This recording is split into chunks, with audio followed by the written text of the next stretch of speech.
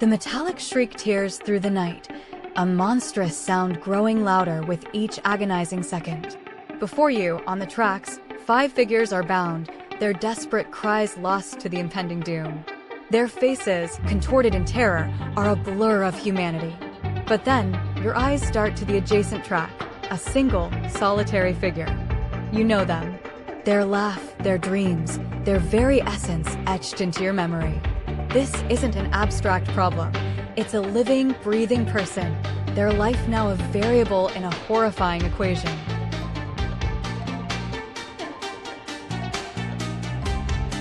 Can you live with the knowledge that you stood by as 5 perished? Or can you bear the weight of directly condemning a soul you know, a life extinguished by your own hand?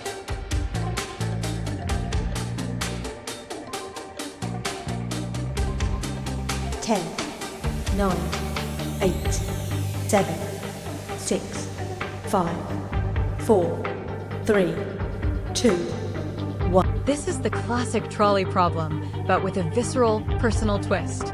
The cold, utilitarian calculus of saving the many versus the emotional devastation of sacrificing the one you know. It forces us to confront the inherent bias in our compassion.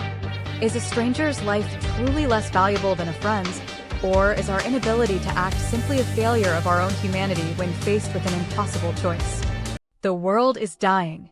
A plague, relentless and unforgiving, has swept across continents, silencing cities, emptying streets, and claiming lives in unimaginable numbers. Hope dwindles to a flicker, a distant memory. But then, a miracle. You, and only you, hold the key, a cure, potent and absolute. Yet, it comes with a price so steep, so agonizing, it threatens to shatter your very soul. The life of your own child, the innocent heart beating closest to yours, must be extinguished for humanity to live.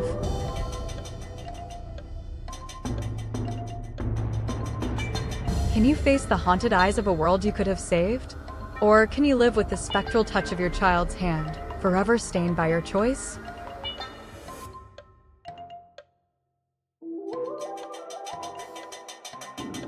Ten, 9, 8, 7, 6, 5, 4, 3, 2, 1. This dives deep into the primal instincts of parenthood versus the moral imperative of collective survival.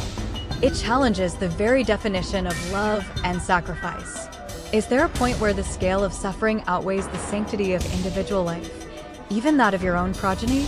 The psychological burden of choosing between an entire species and the one you created is an abyss few could truly navigate without losing themselves entirely.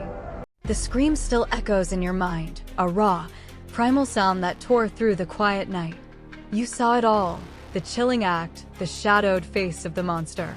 Now you stand at a crossroads where the scales of justice are utterly, horrifically unbalanced. The true perpetrator, cunning and elusive, will walk free unless you manipulate the truth, twist the evidence, and condemn an utterly innocent soul to a life behind bars. Their life, their future, their very freedom hangs in your hands.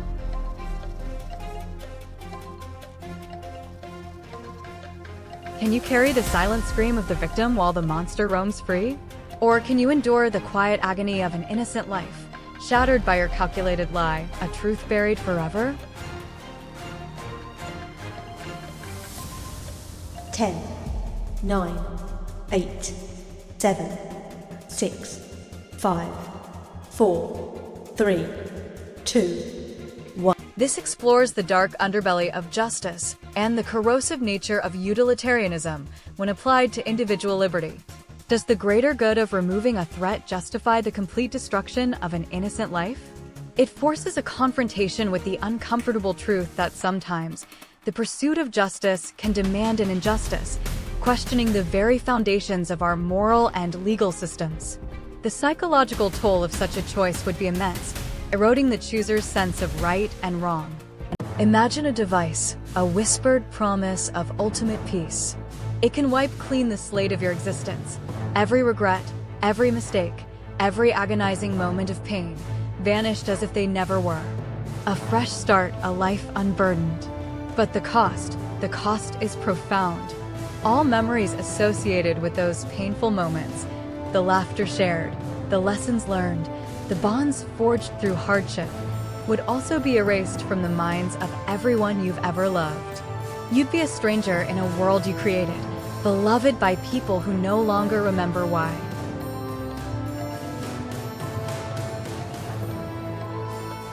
Can you live with the ghosts of your past haunting your every step? Or can you bear to become a ghost in the memories of those who define you?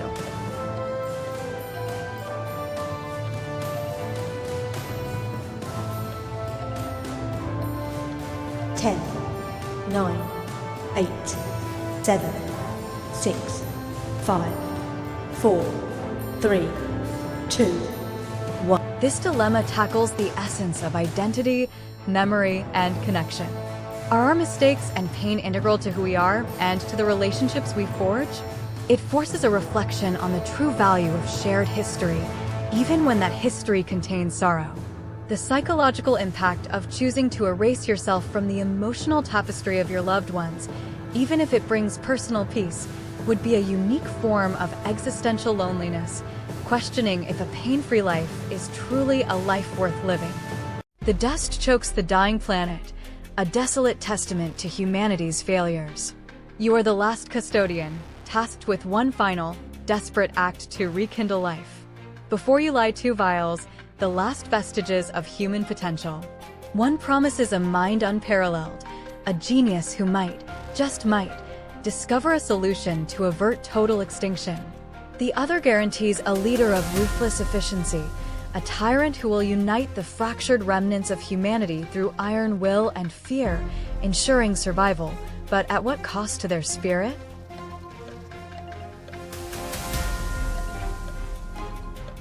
Do you gamble on a hope that might never bloom and let humanity wither? Or do you forge a future born of oppression, where survival is paid for with freedom and joy?